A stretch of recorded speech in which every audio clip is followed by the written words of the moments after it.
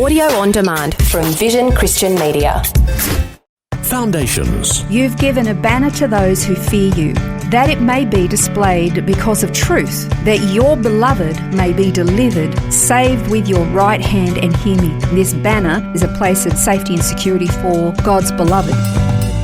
Foundations. Understanding the Jewish foundations of our Christian faith. With Robbo Robinson and Mandy Warby. We've been learning about the names of God, and he uses his names to reveal different facets of his nature and his character and attributes. And in this program, we're going to be learning at another one of the names, and that is Yahweh Nissi. Last time we learned Yahweh Rapha, and that he is God our healer, and every name that he has reveals some additional element to his personal nature and character. And of course, Yahweh is, or Yahovah is his personal name, revealing to us that he is very, very personal. And I was just thinking about how if it's Yahweh Nissi or Yahweh Rapha, he's a personal healer. This one is about he's God our banner. So he's personally a banner for us. That's what's so different about him. He is so intimately connected with his people. He's not a distant God. He's a personal, amazingly personal God. You know, the funny thing is too, when you compare him to other gods or the religions or the different cultures who embrace so many gods, they have to have a different God for every single thing. You know, there's a God of war, there's a God of healing, there is a God of fertility, there is a God of harvests. And of course, we know they're actually non-existent gods, so their power is non-existent, but our God is the God of everything. Yeah, that's right. So he's got all those different attributes that are tied up within the one God, and then each of the names, I guess, reveals part of that. Yeah.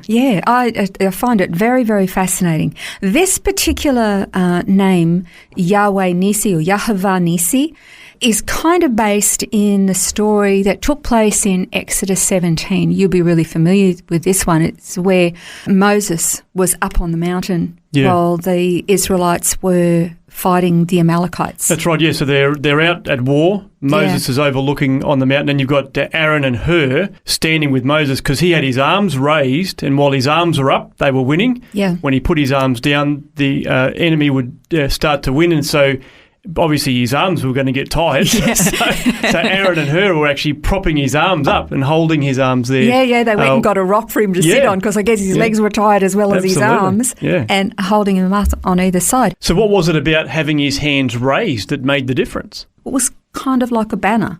It was kind of like an ensign, a rallying point. When the man of God, he had his hands up, this ensign, and therefore the people rallied and they were winning. That's exactly what it's referring to. The Hebrew word for Nissi, it actually is Nes. It's referring to a standard or an ensign that gets hoisted on a pole, something lifted up like a sail or a sign. Nes is how we get the word Nissi, which itself comes from the root word nasas, which means to be lifted up as an ensign. So that's where it comes from. Nes, Nissi, referring to a banner, a standard ensign, kind of like a signal, this rallying point for the people that could see where they had to be, how they could find this place of safety or victory or security, this point of refuge almost. And in that was where their protection and their victory was.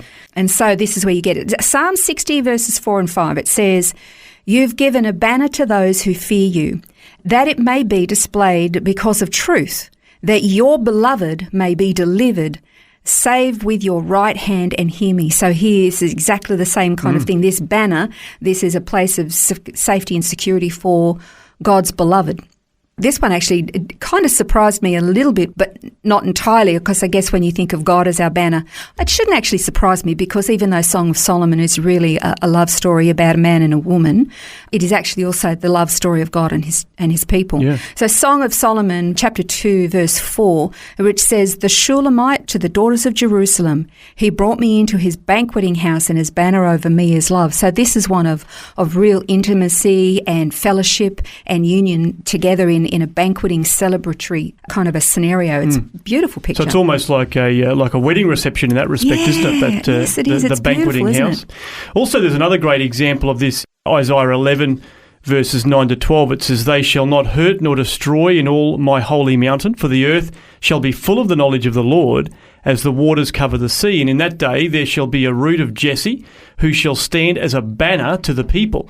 For the Gentiles shall seek him, and his resting place shall be glorious. It shall come to pass in that day that the Lord shall set his hand again the second time to recover the remnant of his people who are left from Assyria and Egypt, from Pathros and Cush, from Elam and Shinar, from Hamath and the islands of the sea.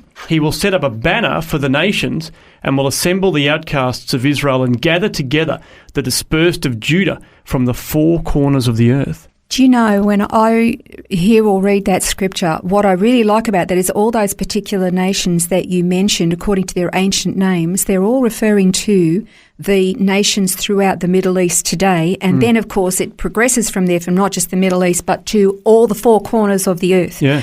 And this is talking about God bringing this rallying point, being a banner to bring his people all together with an ensign, a sign, to get them into this place of security. He's going to protect them. But there's a particular line in that particular verse that I love. It says that, and it'll come to pass, or it shall come to pass in that day, where the Lord shall set his hand again the second time to recover the remnant of his people who are left, and then names where they're left from. When it says the second time, that's important because it's talking about regathering the people. The first time they were dispersed was during, the Jewish people, was during the Babylonian dispersion when they went into captivity. And then they all came back from Babylon. But this is talking about the second time, after the temple was destroyed in Jerusalem in the year 70 AD by Titus Vespasian. The Jewish people were dispersed a second time, but not to Babylon, to the whole earth. And 2,000 years later, we have seen God being this banner to his people, this giving them this sign, bringing them back into the land this second time, where they're protected, where they're secure, where they're blossoming. And he is covering them despite the fact that they're surrounded by all the nations who are keep saying, we're going to destroy you, destroy you, destroy you, and yet God is this banner of protection. That's right. This refuge, this sanctuary, really. Yeah.